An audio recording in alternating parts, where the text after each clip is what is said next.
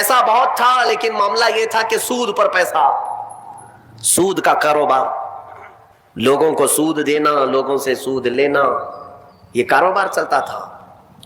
مسلمانوں اگر اپنے معاشرے میں سود کی بلا ہے تو فوراً توبہ کر لو۔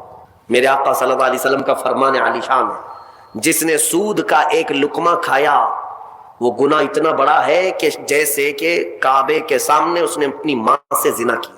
یہ بہت خطرناک چیز ہے، لوگ اس کو آج ہلکے میں لیتے ہیں۔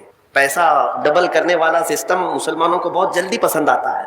کوئی بھی آ جائے کمپنی، چیٹ فنڈ کمپنیاں صرف مسلمانوں کے محلے میں ہی کامیاب ہوتی ہیں، باقی جگہ نہیں۔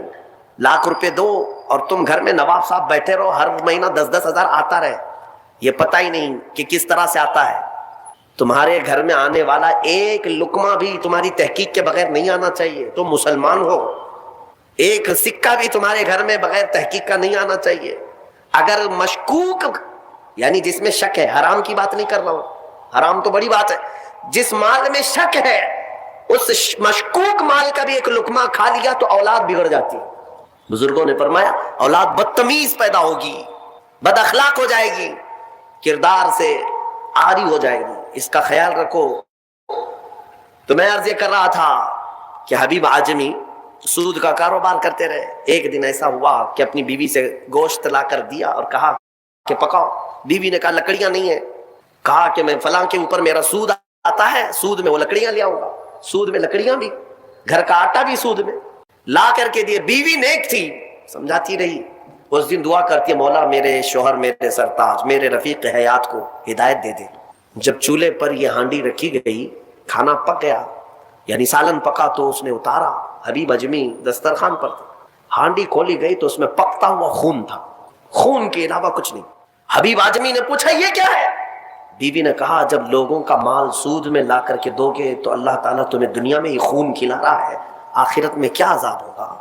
بات اثر کر گئی، بات اثر کر گئی دل پر، اور ڈر بھی گئے کہ اپنی آنکھوں سے دیکھا کہ پکتا ہوا گوشت خون بن چکا ہے۔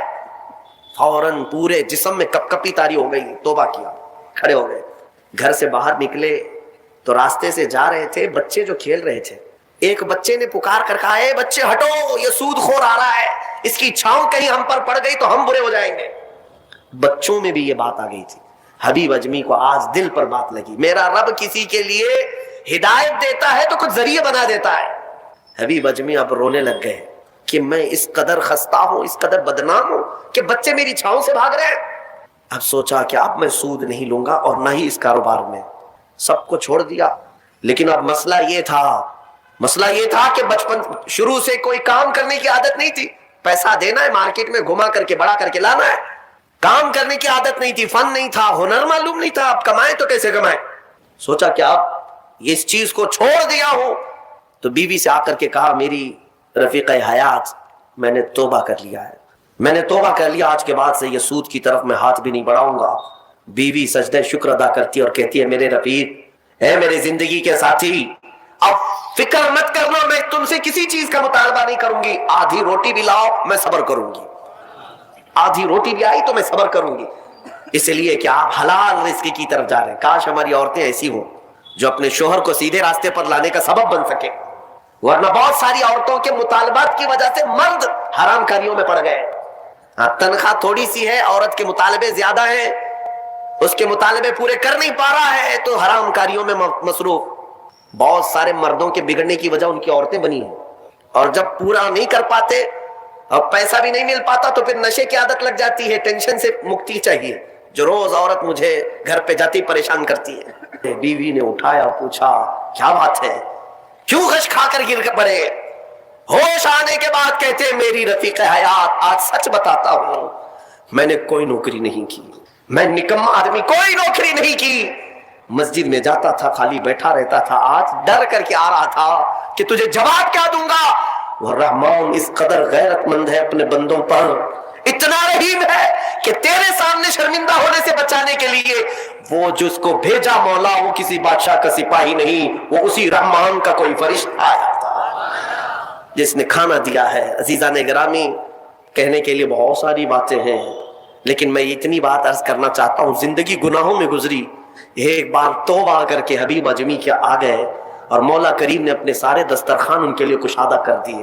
اس کے بعد جانتے ہیں حبیب اعجمی اسی دسترخوان سے اٹھ کر کے جو چلے گئے, ایسی عبادات, ایسے مجاہدات کیے, اللہ اکبر, اس مقام عظما پر فائز ہو گئے تھے کہ جس مقام کی غوث اعظم عبد القادر جیلانی بھی تعظیم کیا کرتے تھے رضی اللہ تعالیٰ عنہ.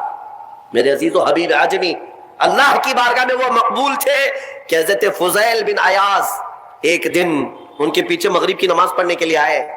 حضرت حبیب اعجمی کی زبان میں تھوڑی لکنت تھی, تو قرات میں ان کی لکنت سمجھ میں آ رہی تھی, تو فضیل بن عیاض پیچھے سے نماز توڑ کے چلے گئے, اس کے پیچھے میں کیسے نماز پڑھوں. فضیل بن عیاض بہت پائے کے ولی ہیں, کہتے ہیں میں گیا تو 3 دن تک میری عبادت کا ذوق ختم ہو, لطف ہی ختم ہو گیا. میں بارگاہ مولا میں رونے لگا کہ مولا مجھ سے کیا خطا ہوئی. رات کے وقت مجھے غیب سے ندا آئی کہ فضیل تو نے میرے محبوب حبیب کی صرف زبان دیکھا, اس کے دل کی پاکی کو نہیں دیکھا. وہ اللہ کی بارگاہ کا مقبول ہے, جب چھوڑ دیتا ہے پچھلی چیزیں وہ رحمان اتنا محبوب بناتا ہے, اتنا محبوب. میں نے ابھی ایک چیز پڑھی تھی, بغداد میں ایک شخص تھا, بڑے پیسے والا تھا, بہت پیسے والا تھا, اور ہر گناہ عادت تھی اس کی. پیسے والوں کی اکثر یہ چونچلے ہوتے ہیں کہ وہ سوچتے ہیں کہ عیاشی میں کہاں میں پیسے لگاؤں. شراب پیتا تھا, خوب عیش, جوا میں پیسے لگتے تھے, روز نئی عورتوں کے ساتھ اس کی صحبتیں, یہ اس کا مزاج تھا تو مسلمان, پیسہ زیادہ ہونے کی وجہ سے ایک غلط سنگت میں غلط عادتوں کا مالک.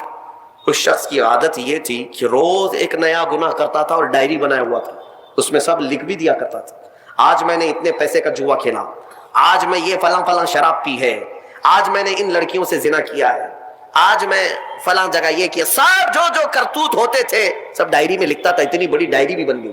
ایک دن ایسا ہوا کہ گزر رہا تھا بازار سے, ایک خاتون کو دیکھا جو حسین تھی اور مجبور نظر آ رہی تھی. اس کے پاس گیا, کہا کیا چیز ہے.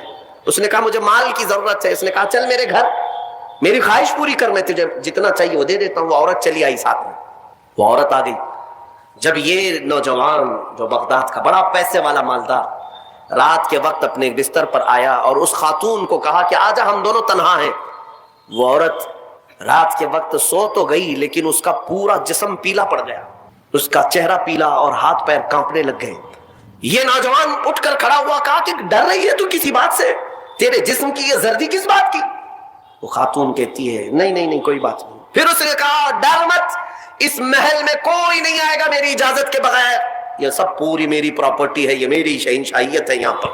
اس خاتون نے کہا ہاں یہ تو میں دیکھ رہی ہوں, لیکن مجھے ڈر اس بات کا ہے کہ وہ رحمان مجھے دیکھ رہا ہے, اس کے سامنے میں کیسے ننگی ہو جاؤں. میں نے آج تک یہ گناہ نہیں کیے, میں پیشہ ور عورت نہیں ہوں.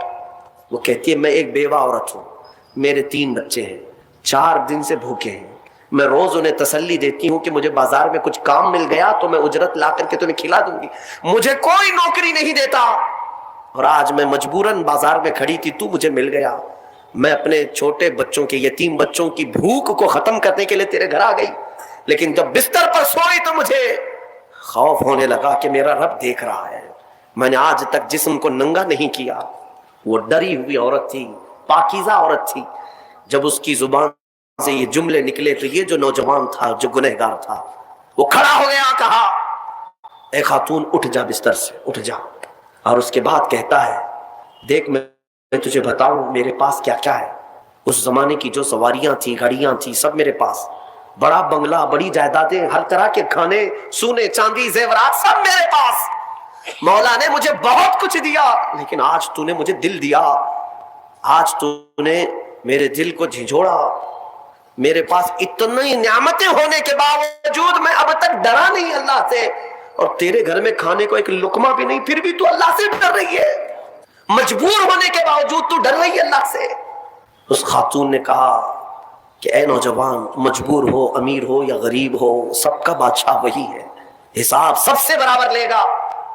اس خاتون کو بہت سارے پیسے دے کر کے اس نوجوان نے رخصت کیا اور کہا جا تیرے بچوں کو کھلا, آج کے بعد کبھی بازار میں بھیک مت مانگنا, اور میں سمجھتا ہوں میرے گناہوں کا کفارہ ہے کہ میں تیری مدد کر دیا, تو باہر نہ آ. اور اس خاتون کو بھیج دیا. آج اس کو احساس ہوا اب تک کیسی زندگی گزارتا رہا, اس عورت نے مجھے جھنجھوڑ دیا ہے. رات کو مصلی بچھایا اور اللہ کی بارگاہ میں کھڑے ہو کر کہنے لگا مولا بہت گناہ کر چکا ہوں، بہت گناہ کر چکا ہوں، پورا جسم داغدار ہے، کیا مجھ جیسا آدمی بخشے جانے کے قابل ہے؟ کیا مجھ جیسا آدمی معاف کیے جانے کے قابل ہے؟ رویا جا رہا تھا، اور اس کے بعد وہ سر اٹھا کر کہتا ہے اے رب میں نے اتنے گناہ کیے کہ لکھتے لکھتے میری ڈائری بھر گئی ہے، بک بھر گئی ہے، پھر تیرے پاس جو فرشتے ہیں نامہ اعمال لکھنے والے